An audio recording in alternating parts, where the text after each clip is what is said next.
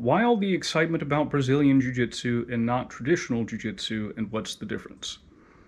Okay, this is going to be a long one. Brazilian Jiu-Jitsu got popular largely because of the early UFCs of the 90s initially, and then later in the 2000s, again because of the UFC. So real quick, in the 90s we had the UFC 1, and again the first several after that. And to the public, the idea is we're going to take representatives from multiple styles of martial arts, and we're going to put them in a single elimination tournament, and whoever wins has the best style. That's sort of how it was marketed. And Royce Gracie won 3 out of the first 4. He was a representative of Brazilian Jiu-Jitsu, known as Gracie Jiu-Jitsu at the time. As a quick aside, the reason that they use the term Brazilian Jiu-Jitsu is because there was a legal dispute over copyright between family members. So they're like, well, if you're not going to let us call it Gracie Jiu-Jitsu, we're just going to call it Brazilian Jiu-Jitsu. Also, there's more than one lineage of Brazilian Jiu-Jitsu. There's at least one other called the Fada lineage, named after Osvaldo Fada, I believe. That's where a lot of people initially heard of Gracie/Brazilian Jiu-Jitsu. So, you know, this guy who was outweighed by all of his opponents, significantly in some cases, wound up beating all of them using skill and technique. That was very appealing. In Japan, his brother Hickson was more or less doing the same thing, so even if you were starting to dig deeper, the Gracie name keeps popping up. And also in Japan, you had, you know, other members of the family. Hinzo was a figure in Pride FC for a while. In the 90s, that was what we got. Now, because of various government regulations and the fact that mixed martial arts was sort of an outlaw sport, that sort of went away for a while. But in 2005, it sort of hit the mainstream again thanks to the Ultimate Fighter reality show. And all these guys had various fighting backgrounds, but Brazilian Jiu-Jitsu gets brought up again, mostly because these guys are bringing in trainers, or, you know, their background happens to be in Brazilian Jiu-Jitsu. And then when people start watching the fights, the play-by-play guy was Joe Rogan. Joe Rogan's background was in Taekwondo. Not a whole lot of MMA fighters had a Taekwondo background or were using it effectively, so he didn't talk about it that much. He's a tremendous fan of boxing. Allegedly, he's got this big collection. He knows a lot about the history of it. You don't really need boxing explained, you know, especially at the rather low level of boxing that existed in mixed martial arts at the time. You don't need to explain to somebody that somebody swinging a punch at someone's head is going to cause a knockout. So, his other main background was in Brazilian Jiu-Jitsu. And that needed someone to explain what was going on. Yeah, you see that guy? He's trying to get his leg over the other guy's shoulder so he can choke him with his legs. That's not something that most people will instinctively understand. So, every time people turned on the UFC, they were listening to Joe Rogan talk about Brazilian Jiu-Jitsu. So once again, that got it in people's heads. You know, it became part of the sort of pop culture lexicon. You know, we see more of it in movie fights. We see people doing things like flying arm bars and, you know, more Brazilian Jiu-Jitsu based moves in modern fight choreography. So more and more it enters the modern, you know, pop culture zeitgeist. Another benefit of it is that many people from many different backgrounds can use it for something. So, you know, the guys who did want to get into mixed martial arts fighting, well, you need to train at least a little Brazilian Jiu-Jitsu so that you won't get caught in submissions. Or, hey, you liked wrestling in high school. Wasn't that fun? Well, you're 32 years old now. You're not in high school anymore. But Brazilian Jiu-Jitsu is just like wrestling, except it has chokes. You know, women who are concerned about some very specific types of self-defense. Hey, a guy throws you down and gets on top of you. Wouldn't you like to know how to break his arm from that position? Brazilian Jiu-Jitsu. Law enforcement and security. Hey guys, would you like to know how to restrain someone without needing to punch them, which looks terrible on camera? Brazilian Jiu-Jitsu.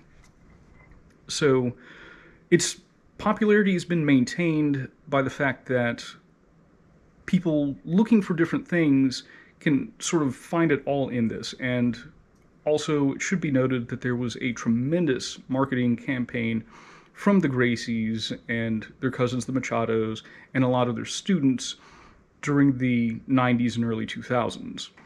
So that explains why in any major metropolitan city in the United States, you're going to find several Brazilian Jiu-Jitsu schools. So why is it more popular than traditional Jiu-Jitsu? The thing is, traditional Jiu-Jitsu had the longest sustained popularity of any martial art, but it stopped about World War II. So, traditional Jiu-Jitsu / Judo, because they were the same thing for a period of time, that was the first East Asian art that really exploded in the West. That was the 1890s when, for instance, in England, we had a fellow named Barton Wright who brought over jiu-jitsu trainers. We had members of, the judo founder, Jigoro Kano, like people from his club were going out and sharing judo, or again, as it was known as at the time, Kano Jiu-Jitsu. The terms were sort of interchangeable for a while. I actually have a book from the early 20th century that says Jiu-Jitsu, also known as Judo, or something to that effect. The spread of Judo and traditional Jiu-Jitsu were simultaneous. Fast forward to World War II. Japan is defeated. The United States gets there and says, okay, you guys need to stop with this paramilitary culture that's everywhere, right? So nobody does any martial arts. There was a ban on martial arts in Japan for several years. When it came back, partly because of the demands of the West and partly because, the native population had sort of seen where that focus on militarism had gotten them, the focus turned from we're using these martial arts because they are effective to martial arts are a means of personal development. And everything became a do. Do means way. It became a way or a path for self-improvement. So Judo became the focus over Jiu-Jitsu. Jitsu means art or method. But it's, the Ju part of it means pliant or yielding, or it's often translated as gentle. So, all that to say that they were basically the same thing, kind of, sort of. There were multiple schools of Jiu-Jitsu. But after World War II, the focus was heavily on Judo. And even schools that continue to train Jiu-Jitsu would do Judo competitions. So it seems to me, based on some of the interviews I've read, based on some of the instructional books that I have, that Judo was the competitive wrestling side where, we're going to meet in the mat and we're going to grab each other's jackets and we're going to go for throws and pins. But the Jiu-Jitsu was taught alongside of it as sort of the self-defense, bone-breaking aspect. And again, you look at these early texts and there's an emphasis like, this is about using leverage to break a man's bone. Again, that sort of gets lost in the transition. And I also suspect that once Judo became an Olympic sport, which I think happened in the 60s, there was a greater burden to regulate the sport. So, if you wanted to compete in Judo, now you needed to be associated with the Kodokan and the various international organizations that regulated Judo.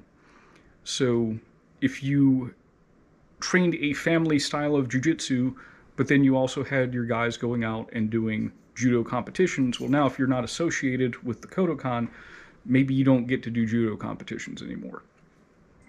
So at that point, the Jiu-Jitsu styles that were out there sort of began to fade into the background, and none of them had a single unifying organization to really bring them to the forefront.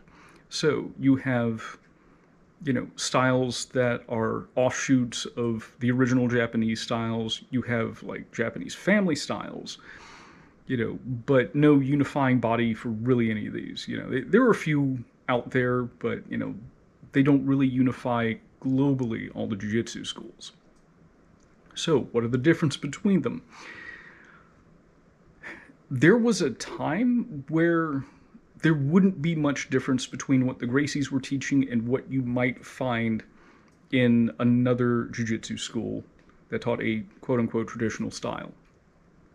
These days, in Brazilian Jiu-Jitsu, the emphasis has been placed on the competitive side of Jiu-Jitsu. There are schools that still teach the self-defense stuff, but most schools will, most of the time, focus on preparing for the ground grappling heavy sport side of Brazilian Jiu-Jitsu. Traditional Jiu-Jitsu schools can vary widely. I've seen some that can look like judo. I have seen some that incorporate a fair amount of striking and are almost like karate. Some are very traditional and will incorporate like traditional Japanese weapons like katana, the swords, or the kusari, the chains. So it's very difficult to know if you're training in a traditional jiu-jitsu style what you're actually going to get. So that might be one of the biggest differences between them, is the variety that you might get with traditional jiu-jitsu. Again, some may focus on a sporting aspect.